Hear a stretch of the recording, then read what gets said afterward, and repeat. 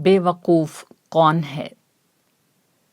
हो सकता है कि लोग मुझे अहमक समझें, लेकिन अगर मैं अहमक हूँ तो दूसरे लोग मुझसे ज़्यादा बेवकूफ़ हैं। ये जुमला अदा करके वो लम्हा भर के लिए ठिठके और फिर बोले, ज़रूरी नहीं कि इंश्योरेंस कराने के बाद मैं उसके मिलने तक ज़िंदा रहूं।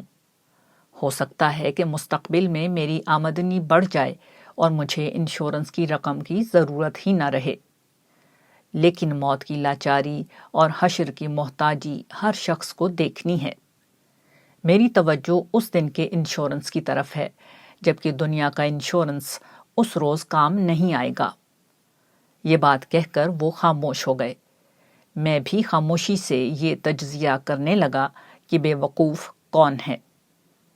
इस गुफ्तगू का पस मंज़र ये था कि ये साहब अपने एक रिश्तेदार के इंश्योरेंस की रकम जमा कराने घर से निकले और वापसी पर मुझसे मिलने आ गए। बातचीत में जिक्र छेड़ा तो उन्होंने बताया कि अपने रिश्तेदारों और दोस्त अहबाब के छोटे मोटे काम वो अपने फारिग वक्त में कर देते हैं। आज उन्होंने दफ्तर की छुट्टी की तो घर में बैठकर टीवी देखने के बजाय वो अपने एक रिश्तेदार का इंश्योरेंस जमा कराने चले गए। मैंने उनसे पूछा था कि क्या आपने भी इंश्योरेंस कराया है? उन्होंने कहा कि नहीं, मैंने ये वाला इंश्योरेंस नहीं कराया। अलबत्ता ये जो मैं लोगों के छोटे छोटे मसाइल हल करता हूँ, यही असल में मेरी इंश्योरेंस पॉलिसी है।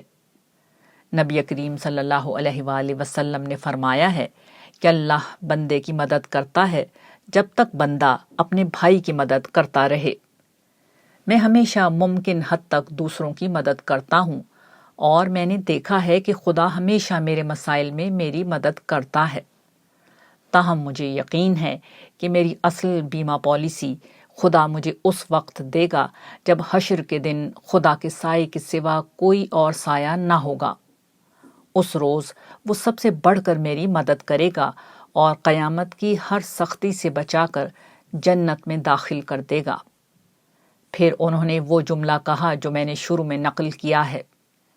ये गुफ्तगू तो ख़त्म हो गई, लेकिन दुनिया के हर अक्लमंद के लिए एक सवाल छोड़ गई। वो सवाल जो बहुत जल्द ख्याल से हकीकत का रूप धारने वाला है।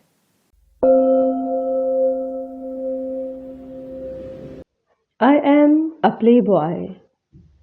पिछले दिनों मैं अपने दोस्त और इदारे के रफीक सलमान अली के हमरा जा रहा था कि रास्ते में एक गाड़ी तेजी से हमारे आगे से गुजरी। उस गाड़ी के अख्ती शीशों पर बहुत नुमायां और वाज़ेह अंदाज में दो जुमले लिखे हुए थे जो कुछ इस तरह थे, I am a play boy, girls are my toy. ये दो सतरें पढ़कर हम दोनों दंग रह गए। हमारी हैरत उन जुमलों के मफहूम से ज्यादा लिखने वाले के हौसले पर थी कि उसने अपनी गाड़ी पर यह जुमला एक चलते फिरते इश्तिहार की शक्ल में लिख रखा था। हमारे माशरे में बदकिरदार होना शायद कोई बहुत बड़ी बात ना हो, मगर उसका इस तरह अलानिया इजहार करने का रवाज अभी तक नहीं पड़ा। मगर ये पढ़कर लगता था कि अब इस रवाज के दिन भी गिने जा चुके हैं। हमारे माशरे में सानहा ये है कि एक तरफ वो लोग हैं जो अपनी हद को उबूर करके दूसरों पर जबरदस्ती दीन नाफिज करने के ख्वाहिशमंद रहते हैं। वो दूसरे लोगों को बिल जब्र बुराइयों से रोकना चाहते हैं। जाहिर है कि ये रवैया न दीन का मुतालिबा है और न मुआशरा इसे कबूल कर सकता है। और दूसरी तरफ वो लोग हैं जो इज्तिमाई खैर और शर से बेनियाज होकर सिर्फ अपने काम से काम रखने में मसरूफ रहते हैं। ऐसे लोगों की दीनदारी की आखिरी हद नमाज रोजे की पाबंदी होती है और उनके इर्द गिर्द जो कुछ हो रहा होता है वो उससे आंखें बंद कर लेते हैं। वो अपने करीबी लोगों के ऐसे रवैयों की भी इस्लाह नहीं करते जिनके अखलाकी, माशरती और मजहबी तौर पर बुरा होने में कोई दो आरा नहीं पाई जाती। जब नौबत यहाँ तक पहुँच जाती है तो फिर लोग हया और अखलाक के हर जज्बे से आरी होकर अपने बेलगाम हैवानी ख्वाहिशात का इसी तरह ऐलान करने लगते हैं। ये ऐलानात किसी फर्द की आज़ादी का नाम नहीं, बल्कि माशरे के इज्तिमाई ज़मीर पर एक तमांचा है। जो कौम ऐसे तमांचे खाने पर तैयार हो जाए वो एक एक करके सारी अखलाकी खुसूसियात से महरूम हो जाती है।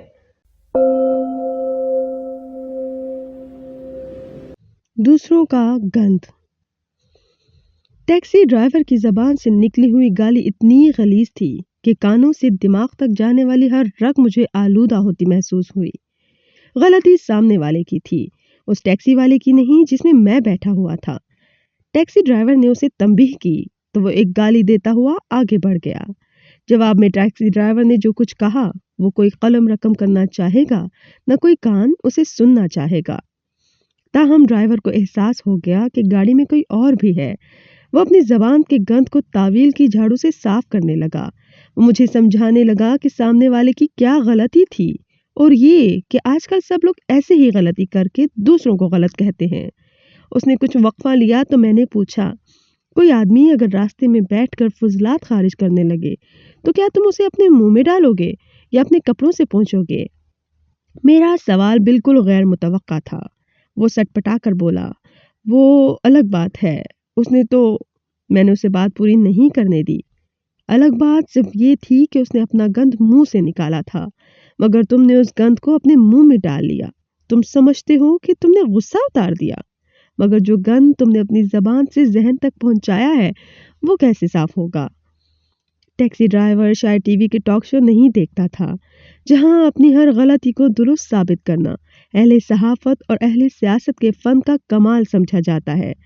وہ خاموشی سے بولا، بس غصہ آ گیا، مگر آپ ٹھیک بولتا ہے، گندے آدمی کی بات کا کیا جواب دینا؟ میں نے سوچا کہ کاش ہم یہ سبق سیکھ لیں کہ کسی کے گند سے خود کو گندا کرنا حماقت ہے، مگر شاید اس کے لیے صبر کی جو صلاحیت چاہیے وہ ہم میں بہت کم ہے۔ گناہ اور علم۔ گناہوں میں مبتلا ہونے کا ایک بہت اہم سبب علم کی کمی ہے۔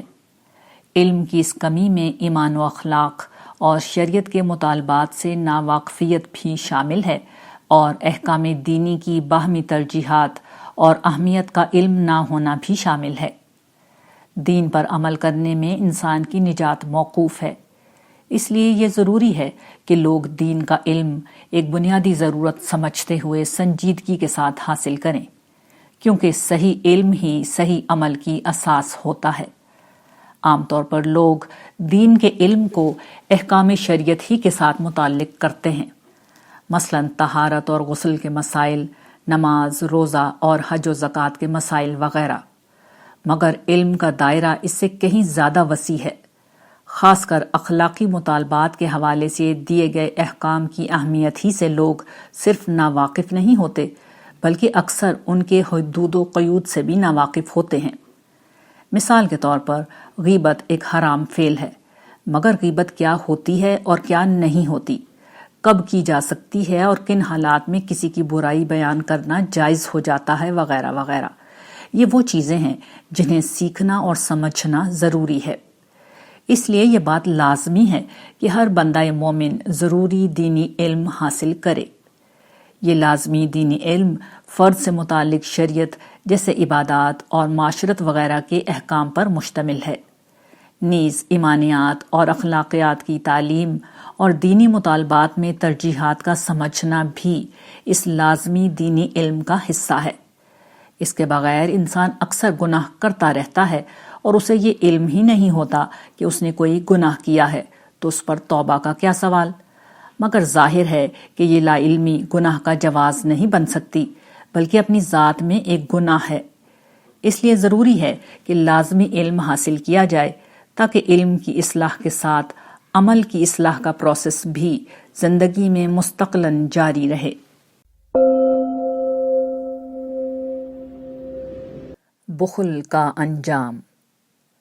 اپنی اور دوسروں کی جائز ضروریات کے لیے پیسے خرچ نہ کرنا، مال جمع کرتے اور گنتے رہنا، بخل اور ایک بدترین اخلاقی رویہ ہے۔ یہ رویہ دنیا کی محبت سے پیدا ہوتا ہے اور 3 قسم کے کرداروں میں ڈھل جاتا ہے جو ایک ساتھ یا الگ الگ پائے جا سکتے ہیں۔ پہلا کردار وہ ہوتا ہے جو مال کو سینت سینت کر رکھتا ہے اور ہمیشہ اسے گننے میں مشغول رہتا ہے۔ ایسا شخص مال کو نہ اپنے اوپر خرچ کرتا ہے نہ اپنے لواحقین کی ضروریات پر۔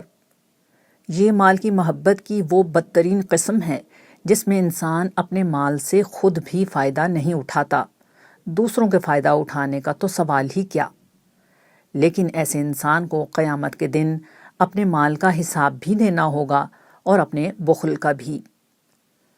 دوسرا کردار وہ ہے جو مال کو اپنے اوپر تو خرچ کرنے میں اسراف کی حدوں کو چھو لیتا ہے، مگر بندوں اور دین کی ضروریات کے مواقع پر اسے اپنی مالی تنگی، کاروباری پریشانی اور ذاتی مسائل یاد آ جاتے ہیں۔